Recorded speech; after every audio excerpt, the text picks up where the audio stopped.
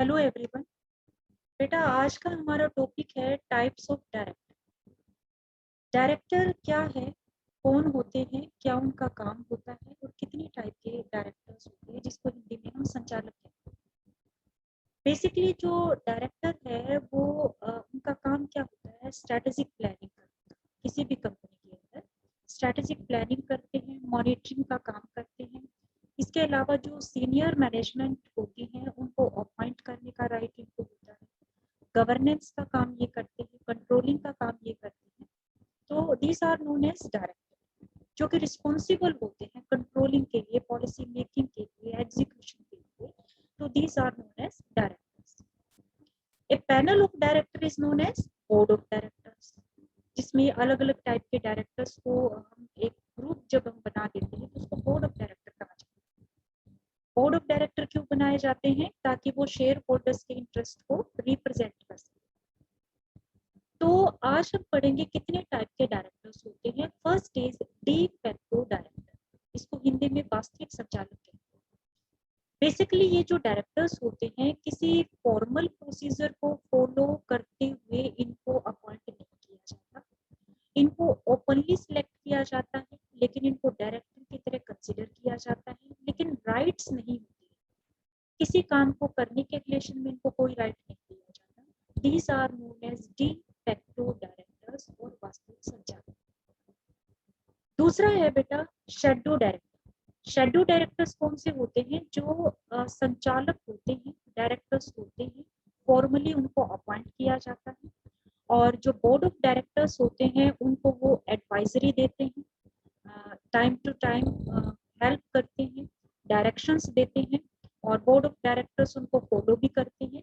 Basically इस type की category के डायरेक्टर्स के अंदर आपके प्रोफेशनल डायरेक्टर्स आ जाते हैं, जिसके अंदर बेसिकली आपका जैसे ऑडिटर है या कंपनी सेक्रेटरी है, तो ये आपको क्या करते हैं, एडवाइजरी फंक्शन प्रोवाइड करते हैं। किसको? Board of directors. तो these are known as shadow directors. Third director है फर्स्ट डायरेक्टर। फर्स्ट डायरेक्टर्स कौन से होते हैं? जिनको हम प्रथम संचालक कहते हैं। जब आर्टिकल ऑफ एसोसिएशन के अंदर जिन डायरेक्टर्स के नाम लिखे हुए होते हैं एज अ फर्स्ट डायरेक्टर, वो कंपनी के क्या कहलाते हैं? प्रथम संचालक कहते हैं। लेकिन कई बार आर्टिकल ऑफ एसोसिएशन के अंदर संचालकों के नाम नहीं लिखे हुए होते, और ना ही कोई ऐसा प्रावधान या प्रोविजन दिया हुआ होता है कि उनको अपॉइंट कैसे किया जाए। तो ऐसी सिचुएशन में जिन डायरेक्टर्स ने आर्टिकल ऑफ एसोसिएशन में सिग्नेचर किए हैं उन्हीं को फर्स्ट डायरेक्टर कंसिडर किया जाता है। तो these are known as first director और प्रथम संचालक। नेक्स्ट है बेटा सब्सिक्वेंट डायरेक्टर। सब्सिक्वेंट डायरेक्टर क्या होता है? जो आपकी पब्लिक कंपनी होती है उसमें एक रूल होता है कि टोटल नंबर ऑफ डायरेक्टर्स का 2/3 रोटेशन में रिटायर करना जरूरी होता है। 1/3 ऑफ द टोटल डायरेक्टर आपके परमानेंट होते हैं, लेकिन जो 2/3 होता है वो रोटेशन में क्या होता है, रिटायर होता रहता है। और जो डायरेक्टर रिटायर होगा उसको अपॉइंटमेंट भी देनी होगी, उनको दोबारा से अपॉइंट भी करना होगा। तो इस तरीके से जो डायरेक्टर आप अपॉइंट करते हो उन्हें सब्सिक्वेंट डायरेक्टर कहा जाता है। यानी कि एक पब्लिक लिमिटेड कंपनी के अंदर 2/3 आपके क्या होते हैं, रोटेशन में रिटायर होने वाले डायरेक्टर होते हैं, और जो 1/3 होते हैं वो परमानेंट होते हैं। जबकि एक प्राइवेट कंपनी के अंदर सारे के सारे डायरेक्टर्स आपके परमानेंट हो सकते हैं। और जब आप जो आपके डायरेक्टर्स है जो रोटेशन में रिटायर होते हैं उनको अपॉइंट कैसे किया जाएगा? उनको अपॉइंट करने का तरीका होता है कि जनरल शेयर होल्डर्स की जनरल मीटिंग में उनको अपॉइंट किया जाएगा। और जो परमानेंट डायरेक्टर्स होते हैं उन्हें आर्टिकल ऑफ एसोसिएशन में दिए गए प्रोविजंस के अकॉर्डिंग उनको क्या किया जाता है, अपॉइंट किया जाता है। तो इन्हें क्या कहा जाता है? These are known as subsequent director. एक और रूल इन डायरेक्टर्स के रिलेशन में है, जैसे मैंने अभी बताया कि पब्लिक कंपनी के रिलेशन में 2/3 रोटेशन में रिटायर होते हैं, लेकिन इस 2/3 का भी 1/3 कंपल्सरी रिटायर करना जरूरी होता है। 2/3 तो रिटायर होंगे ही होंगे, लेकिन 1/3 तो कंपल्सरी है कि 1/3 आप रिटायर करोगे। और 1/3 में कौन डायरेक्टर पहले रिटायर होगा, कौन बाद में रिटायर होगा, वो उनकी लेंथ ऑफ सर्विस के ऊपर डिपेंड करता है। अगर एक ही लेंथ ऑफ सर्विस है डायरेक्टर की, तो ऐसी सिचुएशन में म्यूचुअल एग्रीमेंट किया जाएगा और उसके आधार के ऊपर क्या किया जाएगा, उन डायरेक्टर्स को रिटायर किया जाएगा। आगे है जो जब हम कैलकुलेट करते हैं टोटल नंबर ऑफ डायरेक्टर, अभी हम जो बात कर रहे हैं 2/3 या 1/3 की, वो किसका कर रहे हैं, टोटल नंबर ऑफ डायरेक्टर्स। तो टोटल नंबर ऑफ डायरेक्टर्स को जब हम कैलकुलेट करते हैं तो उसमें इंडिपेंडेंट डायरेक्टर्स को शामिल नहीं किया जाता। अब इंडिपेंडेंट डायरेक्टर्स कौन होते हैं ये हम आगे पढ़ेंगे। तो फिलहाल ये आप कंसिडर करो कि जो हम total number of directors calculate करेंगे, हम उसमें इंडिपेंडेंट डायरेक्टर्स को शामिल नहीं करते। और जो रिटायर्ड डायरेक्टर होते हैं उनको दोबारा से रीअपॉइंट किया जा सकता है। जब हम परमानेंट डायरेक्टर को अपॉइंट करते हैं तो उसके लिए अभी बताया कि आर्टिकल ऑफ एसोसिएशन के प्रोविजंस के अकॉर्डिंग उनको अपॉइंट किया जाएगा।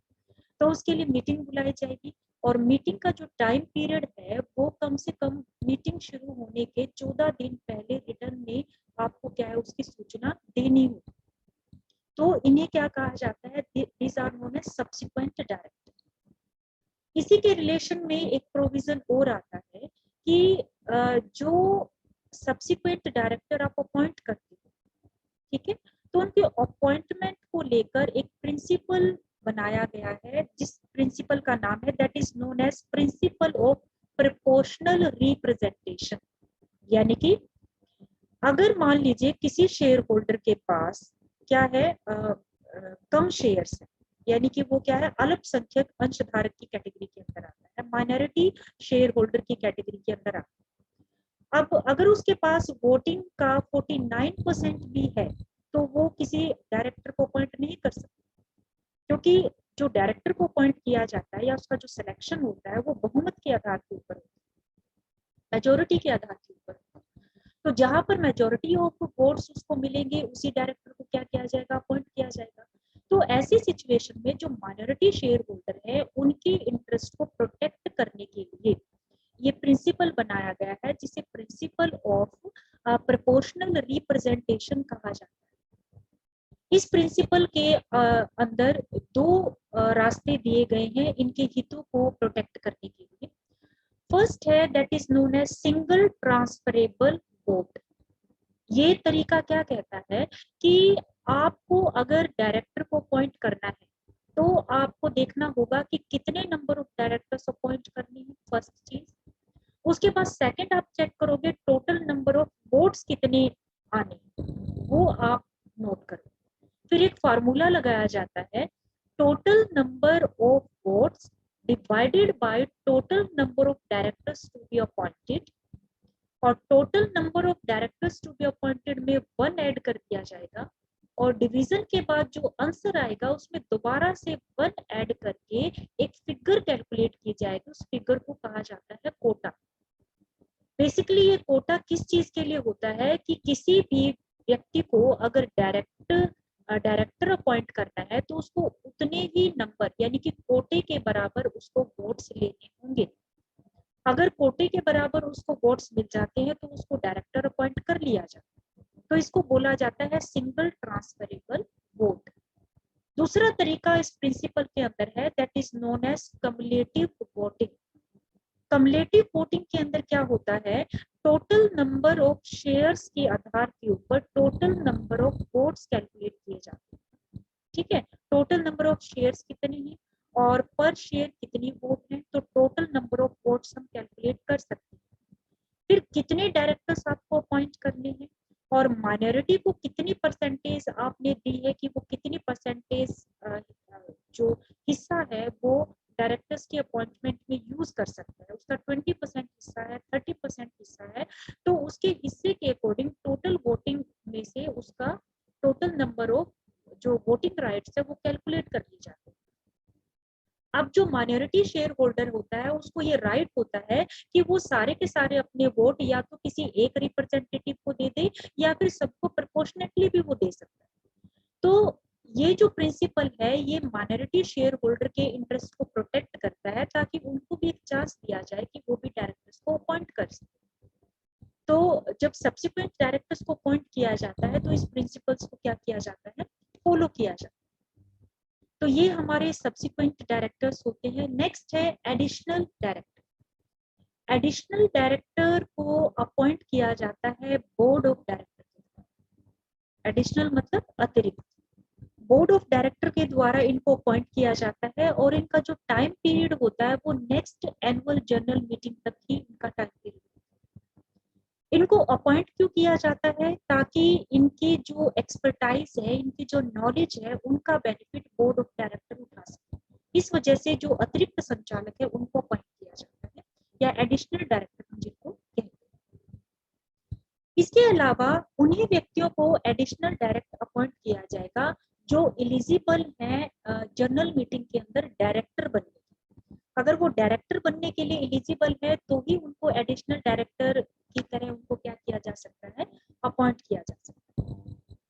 आगे है कि जो एडिशनल डायरेक्टर है उसके अपॉइंटमेंट के लिए जो आर्टिकल ऑफ एसोसिएशन है उसके प्रोविजंस का भी पालन करना पड़ेगा। और आपको एक चीज और याद रखनी पड़ेगी कि डायरेक्टर्स और एडिशनल डायरेक्टर जो आपने अपॉइंट किए हैं अभी, उन दोनों को मिलाकर उनकी संख्या टोटल नंबर ऑफ डायरेक्टर्स जो निर्धारित किए गए हैं उससे ज्यादा नहीं होनी चाहिए। ये पॉइंट भी कंसिडर करना पड़ेगा। इसके अलावा जो एडिशनल डायरेक्टर्स होते हैं उनको सभी राइट्स होते हैं जो कि एक डायरेक्टर को होते हैं, और इनको ये राइट दिया गया है कि उनको मैनेजिंग डायरेक्टर या फिर उनको होल टाइम डायरेक्टर। अब मैनेजिंग डायरेक्टर कौन होते हैं और होल टाइम डायरेक्टर कौन होते हैं ये भी हम आगे पढ़ेंगे। तो एडिशनल डायरेक्टर को मैनेजिंग डायरेक्टर और होल टाइम डायरेक्टर अपॉइंट किया जा सकता है। तो ये कौन से होते हैं हमारे एडिशनल डायरेक्टर्स। आगे है कैजुअल डायरेक्टर। नाम से ही क्लियर है, कैजुअलिटी कोई क्रिएट हो गई है जो कि अचानक से होती है और आपके कंट्रोल में नहीं होती, तो उस कैजुअलिटी के लिए को पूरा करने के लिए जिन डायरेक्टर्स को आप अपॉइंट करते हो those are known as casual directors. जैसे इमरजेंसी में एकदम से किसी की डेथ हो जाती है, कोई रिजाइन देकर चला जाता है, कोई इंसॉल्वेंसी की सिचुएशन में चला जाता है, तो आपका काम ना रुके उस चीज को कवर करने के लिए जिन डायरेक्टर्स को अपॉइंट किया जाता है उनको क्या कहा जाता है, those are known as casual directors. ये जो कैजुअल डायरेक्टर्स होते हैं बेसिकली इनके लिए कुछ एक प्रोविजंस है जिनका पालन करना जरूरी है। एक तो इनका जो टाइम पीरियड है वो उतना ही होगा जितना कि पहले वाले डायरेक्टर का था। उससे ज्यादा टाइम पीरियड तक आप उसको डायरेक्टर के पोस्ट के ऊपर नहीं रख सकते।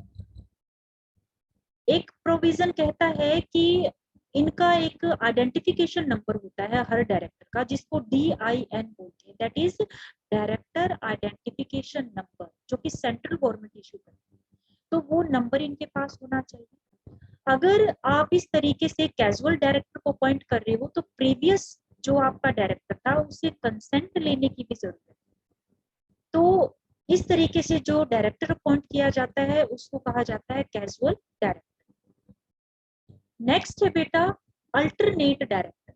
अल्टरनेट डायरेक्टर क्या कौन होता है कि आपको डायरेक्टर की जरूरत है लेकिन आपके पास कोई ऑप्शन नहीं, तो एक ऑप्शन की तरह आप डायरेक्टर को अपॉइंट कर सकते हो, और इस तरीके से जो डायरेक्टर अपॉइंट किया जाता है that is known as alternate director. ये किस सिचुएशन में अपॉइंट किया जाता है, मान लीजिए कोई डायरेक्टर अब्रोड चला गया है, विदेश में गया है और कम से कम 3 महीने के लिए गया, तो ऐसी सिचुएशन में उसका काम करने के लिए, उसकी रिस्पॉन्सिबिलिटी लेने के लिए, उसके राइट्स को यूज करने के लिए जिस डायरेक्टर को अपॉइंट किया जाता है that is known as alternate director.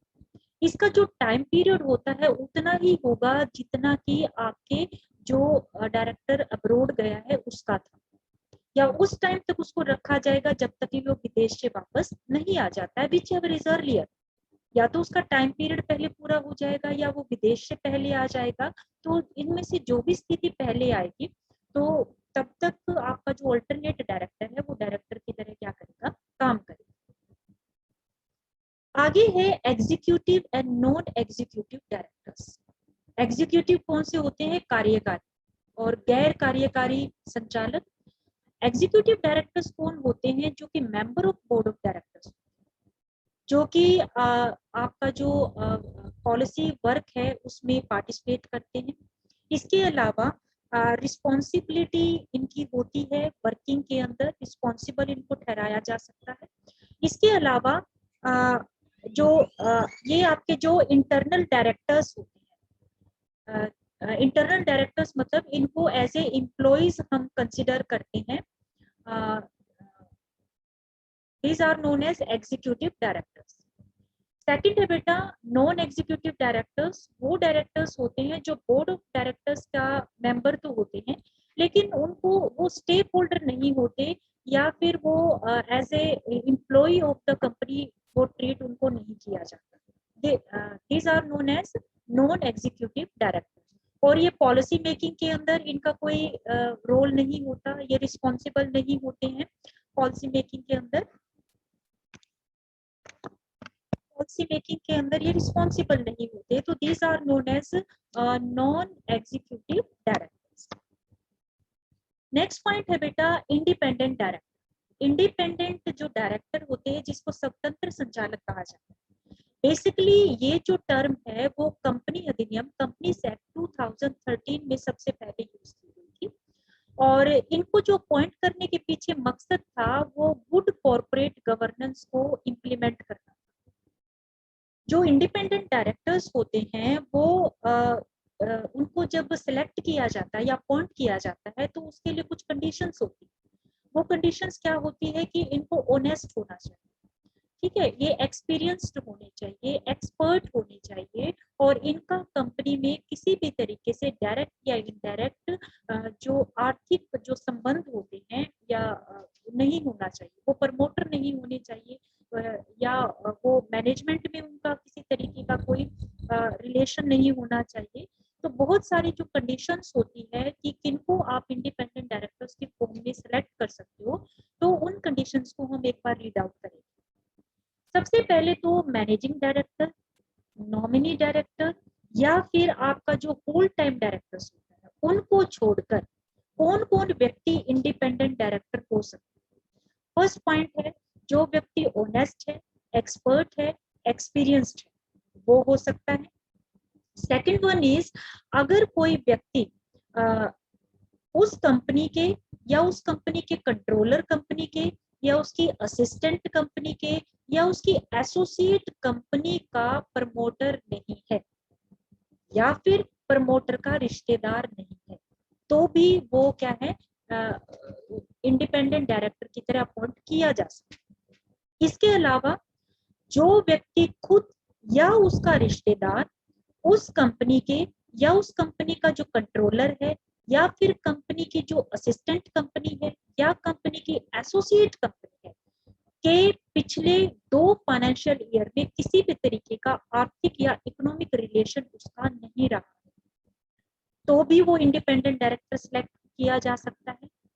या फिर वो खुद या उसका रिश्तेदार कंपनी में खुद या उसकी कंट्रोलर कंपनी में या असिस्टेंट कंपनी में या एसोसिएट कंपनी में वो किसी मैनेजमेंट के पद पर नहीं रहा है या कर्मचारी के पद के ऊपर नहीं रहा है, तो भी वो इंडिपेंडेंट डायरेक्टर सिलेक्ट किया जा सकता है। या फिर कंपनी के या फिर उसकी कंट्रोलर कंपनी के या असिस्टेंट कंपनी के या एसोसिएट कंपनी के आपके पोस्ट रिलेटेड वर्क या फिर पोस्ट अकाउंटेंट का वर्क या फिर आप कोई एडवाइजरी वर्क करने वाली कोई लीगल एडवाइजरी वर्क करने वाली फर्म में आप काम करते हो और उस फर्म का कम से कम 10% या उससे ज्यादा के बराबर ट्रांजैक्शन वो फर्म आप उस कंपनी के साथ करती है और आप उसमें कहीं ना कहीं इन्वॉल्व हो, तो ऐसी सिचुएशन के अंदर भी आप इंडिपेंडेंट डायरेक्टर्स आप अपॉइंट नहीं किए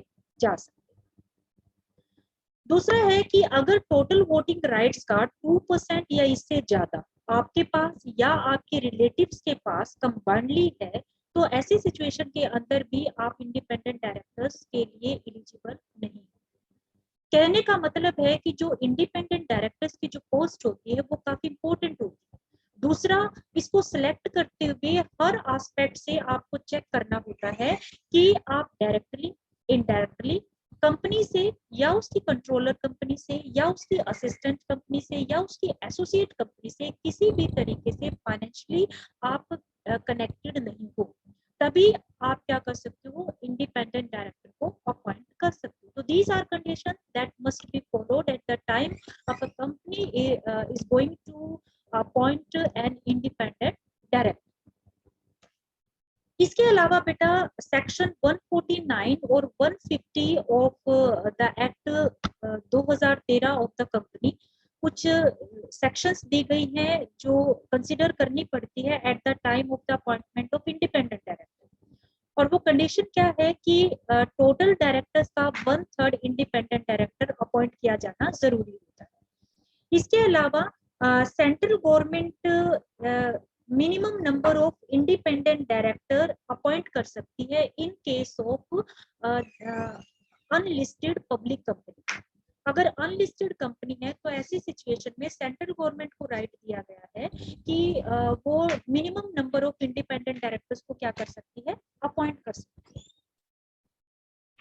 इसके अलावा अगर सेक्शन 149 और 150 के अंदर ये मैंडेटरी कर दिया गया है कि आपको इंडिपेंडेंट डायरेक्टर्स अपॉइंट करने, तो विद इन 1 ईयर कंपनी को क्या करना पड़ेगा, इंडिपेंडेंट डायरेक्टर्स को अपॉइंट करना पड़ेगा।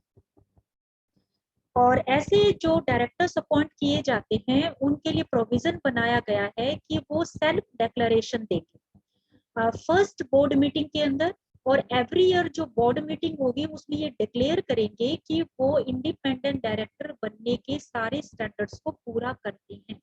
तो ये डिक्लेरेशन डायरेक्टर्स के द्वारा दी जाएगी। इसके अलावा जो इंडिपेंडेंट डायरेक्टर्स होते हैं उनको कोई रेम्यूनरेशन नहीं दिया जाता, सिर्फ मीटिंग्स को अटेंड करने की सिटिंग फीस उनको पे की जाती है।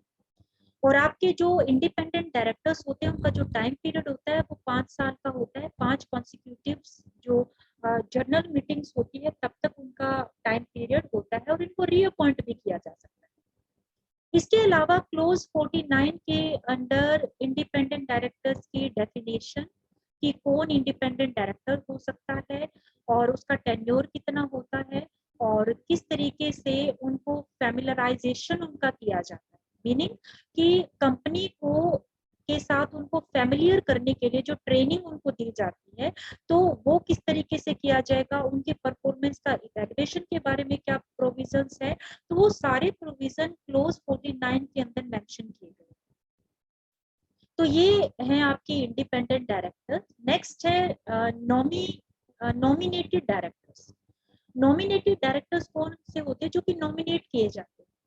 बेसिकली जो आपके फाइनेंशियल इंस्टीट्यूशंस होते हैं जैसे बैंकिंग वगैरह है, बैंक क्या करती है, कंपनीज को फाइनेंशियल असिस्टेंस देती है, लोन वगैरह देती है। तो उसका पैसा सेफ है, उसका फंड सेफ है या नहीं है, तो उसको ये राइट दिया गया है कि वो नॉमिनेट कर सकता है बोर्ड ऑफ डायरेक्टर्स के अंदर डायरेक्टर्स को, ताकि वो उसके हितों को क्या कर सके, प्रोटेक्ट कर सके।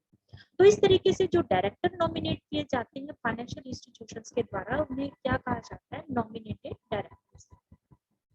नेक्स्ट है बेटा small share holder director. Small share holder director, नाम से ही क्लियर है कि ऐसे डायरेक्टर जो कि स्मॉल शेयर होल्डर के द्वारा अपॉइंट किए जाते हैं। स्मॉल शेयर होल्डर कौन होते हैं, जो कि जिनके पास 20,000 रुपए से कम की वैल्यू के क्या होते हैं, शेयर, उससे ज्यादा की वैल्यू के नहीं, 20,000 रुपए से ज्यादा की वैल्यू के शेयर जिनके पास नहीं होते वो आपके स्मॉल शेयर होल्डर कहलाते हैं। उनको ये राइट दिया गया है कि आप एक डायरेक्टर को अपॉइंट कर सकते हो इन लिस्टेड कंपनीज के अंदर, एक डायरेक्टर वो अपॉइंट कर सकते हैं, ठीक है।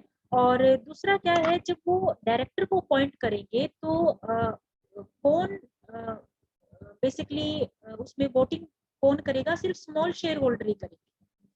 यानी स्मॉल शेयर होल्डर के डायरेक्टर को जो चुनने का राइट है वो स्मॉल शेयर होल्डर्स को ही है।